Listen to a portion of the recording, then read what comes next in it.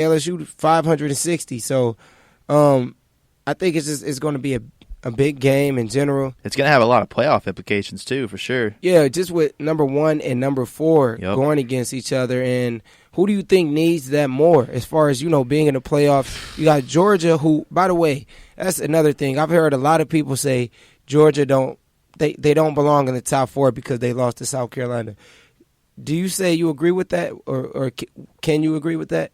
I think they still deserve to be in it because you look at the teams they've beat. They beat number 6 Florida at the time. They went on the road against Auburn, who beat Alabama. That was a road game down in Auburn. They beat number 7 Notre Dame. So they have really good wins under their belt. I wouldn't say that one loss, which was in double OT to South Carolina, shouldn't matter too much. But, there's just when you have undefeated teams looking from the outside in, that's when you can say the loss can hurt them. But when you ask me who needs this more, I think give it to Georgia because if they do lose, they're definitely not going to make the playoffs.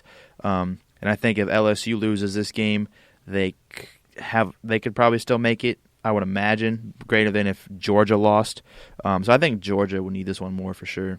Yeah, I feel like this. First off, Georgia, they do deserve to be in the top 4, and I'm going to tell you guys why. South Carolina, they beat them, yes, but that happens. This is college sports. Yep. Flukes happen. If you continue to win out after a loss, you should still be in the top 4, especially when you're playing in the SEC, especially when you're in the position that Georgia is in, because they beat Florida, they beat Texas A&M, they beat Tennessee, they beat Georgia. South Carolina lost to all of those teams. So at the end of the day, yes, they do deserve to be in the top 4. Now, if they lost to LSU in this SEC championship, then I understand. Right. But as of right now, no, they definitely deserve to be in the top 4. Now, as far as who needs it more, I'm definitely going to say I feel like LSU needs it more just because they need that. They need that momentum going. Right. Because even if they did lose and they made it to the playoffs, let's say they lost. They made it to the playoffs. That means they went to the playoffs without the same momentum that they would have walked in with if they would have won. Went through the whole season without losing, lost in the conference championship. Yeah. It would just kind of suck for them for sure. All right, and another thing that we mentioned is, Georgia's one loss. Another team that has one loss is Utah. Sitting at 5 right there for that top 4. Do they deserve a playoff bid? Do you think so? I personally think they don't. I would give it if they beat Oregon tomorrow and they still have the one loss, and then Oklahoma wins the Big 12. I feel like, and then Georgia loses. I think Oklahoma should get in the top 4. Yeah. But that's just a personal opinion because I'd rather see Jalen Hurts in it than Utah. But I don't know. It's going to be. For that playoff committee, man, they got a tough task as always. See, this is the thing. I feel like this. Utah, I can see if they did. This is the thing, because they're in the Pac-12. Yeah. So the reason why I don't feel like they deserve the playoffs right now more than Georgia is because they haven't played an SEC schedule. Right. And a lot of people always say, oh, the SEC isn't good, and this, and that. The SEC beats up on each other more than any football conference that I can name right now. Yep. So I don't even want to hear that. Especially compared to a conference like the Pac-12. Yeah, by far. In the Pac-12, you're going to be tossing that thing. It's all air raid there. Yep. They're going to lower it. They running a ball as I formation here with SEC football. Right. But this is the thing, though. Georgia and LSU, I just feel like if Georgia lost, then that's perfect for Utah. Yeah. Because now they only have one loss, and they've been winning out. Yep. And that's if it would have to go perfect. Georgia would have to lose, and Utah would have to beat win the Oregon. Pac-12. Yep. Yeah, in the Pac-12 championship. Yep. Now, and I don't think that's that hard. No. I think I've seen weaknesses out of Oregon, and I've seen strengths out of Utah that could make that happen. Yep. But that's a what if. That's a what if Georgia loses, 100%. And that's as of right now. No, I don't feel like they deserve the playoff bid just because the 4 teams above them are better than them, and the 4 teams above them they would definitely beat them. Let me see who Oklahoma plays in the Pac-12. So they play Baylor. So wow. So number 6 Oklahoma plays number 7 Baylor in the Pac-12 championship or the Big Big 12. And the only reason I didn't put that on the script is because they're not in the top 4. Because Right. I've been hearing so many people talking about expanding the playoffs. Yep. Expanding the playoffs. Look, as of right now, we're arguing about who the 3rd and 4th best team is. You add more teams, That's just going to make it we're going to be talking about the 7th and 8th. Yep. The 7th and 8th. I'd rather argue about the 3rd and 4th best team Facts. in the country than argue about the 7th and 8th best team in the country. So these conference championships are the biggest games of the season for these teams because they're going to determine if you make it to go play for the even bigger games of your season. But at this moment right now, these teams just have to win the conference if they even want a chance to be in this top 4. Ohio State, LSU, I think they're locked down either way at those 1 and 2 spots. But then, yeah, like you just said, that 3 and 4 spot, man, it's literally up to like 4 teams right now. I'm excited, though, man. I love college football so much. And this part right here, where these conference championships and the playoffs and stuff come, this is my favorite part. Because this is when these players, it's everything. It's all or nothing at this point. Yeah. They're playing it's literally. It's just something, you can't get that anywhere. You can't you can't get it anywhere, man. Nope. Only sports. Yep. All right, man. Number 6, Ohio State beat number 7, North Carolina. The score was 74-49, and I can't even explain how surprised I was to see that score. I didn't get to watch the actual live game, but I got to watch the highlights. Mm-hmm. And that was just, I don't know, I just was so shocked because they came into North Carolina and did that. Yeah. I like you said, I was just surprised of how poorly North Carolina's offense was. They had a home game against a team ranked 6th, and they put up 49 points. Like, where's the offense at? Dwayne Washington Jr. on Ohio State, oh my goodness, man. Put them up. Yeah, man. And you know, and you look at the big thing about it, I just think that because when you look at the stats, I don't really see the stats that far away besides, with the scoring. Yeah. So I just think the big thing about it is, it's college sports, things are going to happen, but it goes from 29 to 27 at half, well, in the first half. Yep. And then, at the end of the game, it's 74-49. North Carolina scored 22 points in the half. That matters the most, while Ohio State put up 45 in the second half. They really decided to pull away from them, and once they did, North Carolina really couldn't pull it within closer. I think the closest they got to it I saw was like 12 points, but they couldn't crack to get it into single digits. And Ohio State just did everything they needed to on the road. North Carolina is a hostile environment. Another thing, and I'm sorry to cut you off, but another thing about Ohio State, and you don't really get to see this a lot, and lately I've been seeing a lot of people not do as good of a job at it as they should, but free throws. Yeah. They were knocking them down 80%.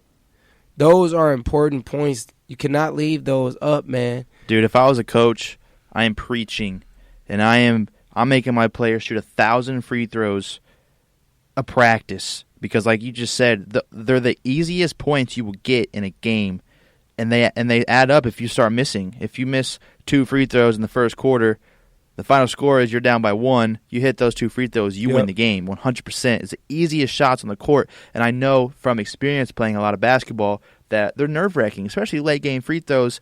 There's a lot of nerves out there. It can lose you a game. Right. It can lose you a game. 80% for Ohio State and 61.5 for North Carolina. Like, I hate when I'm watching my favorite team play and I see them missing free throws, especially in the NBA. You're making $10 million and you can't hit a free throw, but I can go out there and I promise I'll hit 10 for 10 first try. Man, it's not hard. And if you're going to be, because Ohio State, they went 28% from the field. If you're going to go that much from the field, at least hit the free throws. Right. At least hit the free throws because you got to get as many points as you can get. You can't leave. You just can't leave anything up there. Yep. All right, so another game that came on, man, Purdue and Virginia, man. How you feel about what you've seen in that game? Purdue got the revenge. They stomped them, 29 points. So we're talking about North Carolina putting up 49 points. Virginia put up 40 points in 40 minutes on the road. Shout out to Purdue's defense, first off. Held them to 40 points, and it's the first time in the history of Mackey Arena that Purdue beat a top 5 team outside of the Big Ten. So huge win for that. And like I said, they got their revenge because Virginia, they beat Purdue last year in the Elite Eight. It was a crazy game. Carson Edwards was popping off. Went into OT. Virginia beat them 80-75. So I know that meant a lot to that team for sure. Well, one thing that I noticed just out of the game in general is they spread the ball out well between the starters. Yep. Everybody got points. Yep. 6 points for the forward, 11 for the center, 20 for a guard, 10 for a guard, 16 for a guard. That's good points. That's producing. Yep. When you have your whole team producing like that, it's hard to lose. Because it's easy to beat one person. It's hard to beat an entire team. So that's one thing that was really good. And just being able to beat a team that was undefeated in general, that's just something. Reigning national champions. Yeah, that's just something you got to. You do that, it's great, for the rest of the season. So on Sunday, we get to watch North Carolina go to Virginia. So these two low-scoring teams on offense get to play each other on Sunday. Final score is probably going to be like 30-26, I would imagine. But yeah, it's going to be a good game for sure as well. All right, and another thing that I wanted to talk about is you look at the defense of this game. It was really good. Yeah. Virginia only had 7 points in the first half. Oh, I'm sorry, 17 points in the first half. It's insane. And then so I'm just saying, if you're able to play defense like that, yeah, you're gonna be successful. As long as you're and scoring on the other end. You can be successful. You just gotta keep it up. Yep. You gotta stay consistent. If you can't, then you're probably gonna have 50, 40, 60, 70% win percentage instead of 80 and 90 like you want. Yep. All right, man. So you go ahead and tell us about this next story. All right, so I looked this up, and we all knew about the Colin Kaepernick workout a couple weeks ago. That actually led to an NFL signing for the receiver, one of his receivers he was throwing it to, Jordan Vesey. He signed to the Redskins practice squad.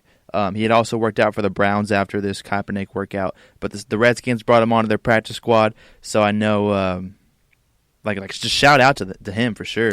I know he's calling Kaepernick like, hey, man, I appreciate what you did for me. I was reading the article, and that's what he said. He said he was already 2 hours away. He hit up Kaepernick because they had known each other. I think VC, he went to Cal or something, so they knew each other from when he was in college. And he called him. He said, hey, man, I'd love to come help you out with this. Just knowing the amount of media attention to this, if you're the receiver, that's half the battle over there. So it's all eyes on you as well. And he was actually the receiver on that deep pass that everyone's seen that Kaepernick threw. He was actually the receiver who caught that. So there's a lot of good exposure for Jordan.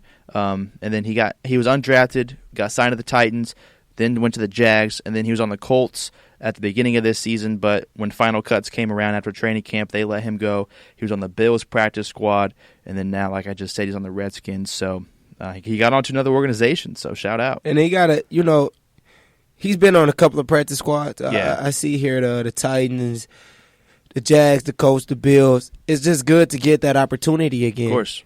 And even though it's just a practice squad, you still playing football for money. Yep. It's people out here that got to get up and go do stuff like be a trash man every day. That's something you don't want to do. So do you happen to know how much practice squad makes? Would you even have an estimate? Or it'll probably. I mean, it's so vivid, but right. I mean, that's what Google's for. So all we have to do is just look it up, man. I'm gonna look at how much does a typical NFL practice squad player make? Because you're still contracted by the NFL organization, so you're making some decent amount of money. But it's got to be a gauntlet as well because you're trying to get on the actual team and to get off that practice squad. But I would imagine it's a okay. This one it says they make $7,600 per week. Minimum salary that's the minimum salary. Wow. So over a 4 regular season, it says here that they make $129,200. So I definitely wouldn't mind that. Yeah, that's decent, man. I mean, you got to be a practice dummy for a couple of days. Facts, but 100%. Hey, that's decent money. $120K. Man, hey, all the right. Colts, if you're listening, I'll come catch some passes for you. Let me be on. You're gonna love me. Let me be on the practice squad, man. Right. All right, man. Go ahead and hit him with the next segment. What are you doing? Get him out. All right, this week, get him out. The Cowboys veteran Antoine Woods got charged with possession of marijuana and tampering with evidence.